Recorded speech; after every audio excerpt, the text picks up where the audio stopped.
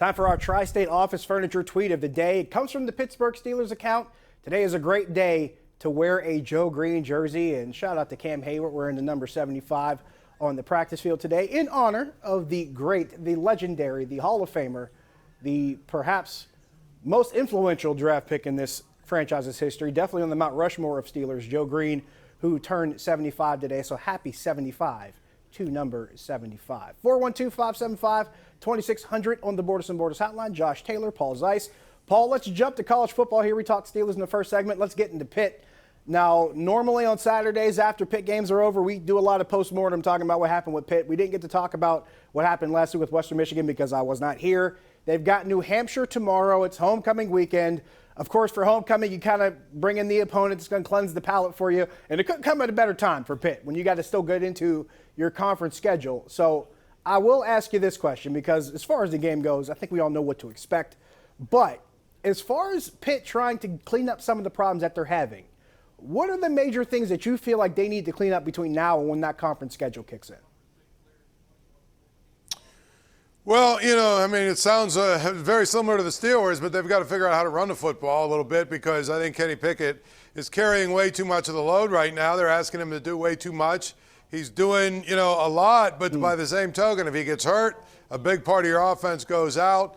I think that Pat Narduzzi's got to figure out who it is that he wants to be their starting running back and put that guy in there and give him an opportunity to really get going in a game. I think, this thing where he keeps putting them in and out and keeps running, what's the one kid's name, Davis, who's like 5'1" or whatever he is and 150 pounds. I mean, they've got to, go back to getting the guy who's going to get the most yards and really working hard to making that part of their offense something that is really going to be sustainable. And defensively, he's very stubborn. And the problem is, schematically, his defense is just not getting it done against some of these offenses that do these RPOs and things of the such, and they're going to see a bunch of them. So they've got to figure out some things schematically. They've got to figure out some things on offense in terms of running the football. The thing that stuck out to me the most from last week, and this was post-game, Tim Lester, Western Michigan's head coach, was talking about how he studied game film from 5-6 years ago, trying to figure out what he was going to do to figure out what weaknesses Pitt might have to figure out how they're going to close that game out. And they used that to pretty much dictate how they were going to close out that game. I thought that spoke volumes, just as far as maybe how predictable Pitt has become on defense. And you talked about Pitt being able to defend RPOs. And most coaches will tell you the secret to doing it really is winning one-on-one matchups.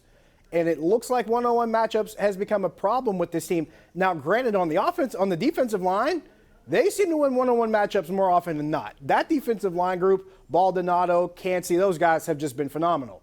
But the problem is when you only got 3 or 4 guys playing it consistently and you're looking for the other 7 or 8 to try to step up behind you and it's not happening, that's when the holes start to show, and that's been the issue. Well, I think, again, a big part of it is the defense is really, for lack of a better way, it's simplistic, which is great. And if you play against a team that's got a pro-style offense or you play against a team that's, got an offense that isn't really all that complex in terms of what they do with RPOs and stuff, it'll work. But the bottom line is you can't have your corners on an island the entire game, which is essentially what they're asking them to do.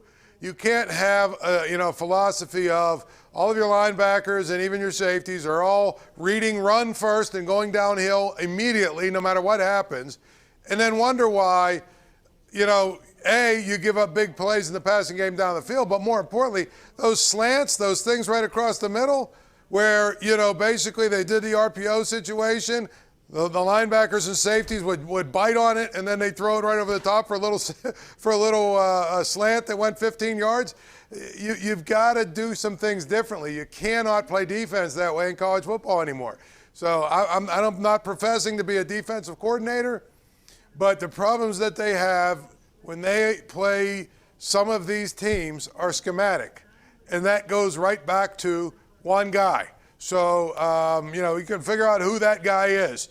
The Jimmies and the Joes, I get it. I hear all that stuff. But guess what? Sometimes the Jimmies and Joes are good. They're just not in the right position because someone didn't put them there. And that is the biggest issue I have with Pitt's defense. Well, you're not a defensive coordinator, but it just so happens you have a son who played in this defense. So I'm guessing you know a thing or two. We got a question on Twitter here from Drew. He says, what has the better chance of happening against the Bengals? Ben passing for 300 yards or Najee Harris running for 100 yards? This is my answer would be the latter. I'm sorry. Go ahead. What has a better chance of happening? Better chance of happening. Ben passing for 300 or Najee Harris running for 100? I would say Ben passing for 300. Do you know why? Because I don't know that Najee Harris will get enough opportunities to run for 100 as long as Ben is under center and as long as Ben has the ability to audibilize and call plays.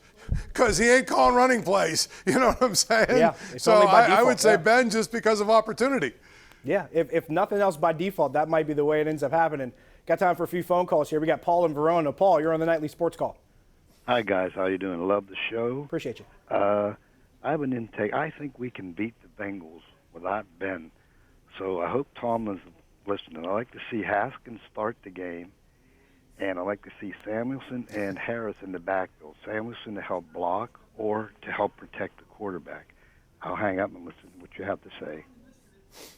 Well, that's probably not going to happen because they didn't practice with any of those things happening all week. So there's that. That's the first thing.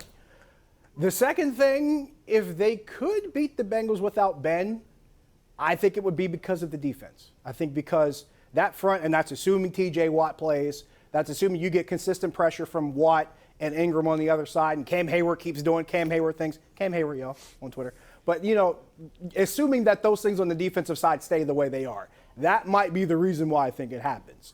On the offensive side of things, I don't know if a quarterback change would matter at this point. I don't know if a quarterback change would matter. I don't know if a running back change would matter. Here's the question. Is the offensive line playing any better? Then you might catch my attention. Did he say Jalen Samuels in the backfield? Did I hear him say? Yeah. Yeah, okay. Yeah, let's not go. I mean, we're talking about Dwayne Haskins and Jalen Samuels. Think about this. This is your formula for winning football games. Two guys at the bottom of the depth chart. Mason Rudolph is the backup, which means he's taken most of the reps, right, throughout the last 3 or 4 weeks or whatever since the season began. So I would assume that he would be the guy that would get the reps, but I'm not sure why you would take Ben out if he's capable of playing. It doesn't make a whole lot of sense. Yeah, if he's healthy enough to play, we've seen it throughout the course of his career. If he's healthy enough to step out there and at least even show the motion of throwing, Ben's going to play. It's just been that way for 18 years now, pretty much what we expect.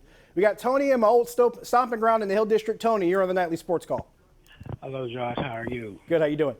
I just want to say that Najee Harris is new to the team, okay? And he said in the interview that he wanted to prove himself. He really wanted to prove himself. What they need him to do is to calm down and let him feel the running. So you have to feel yourself first before you trying to prove yourself too much, because if you try to prove it too much, you're going to make more mistakes than anything. So what they need him to do is just to calm down and feel the running. I don't think him being calmed down is an issue, Tony, and nothing, against your idea of it all. I think it's just the fact he hasn't had a lot of opportunity to do it. When he has, Paul, he hasn't had a lot of quality lanes to run through.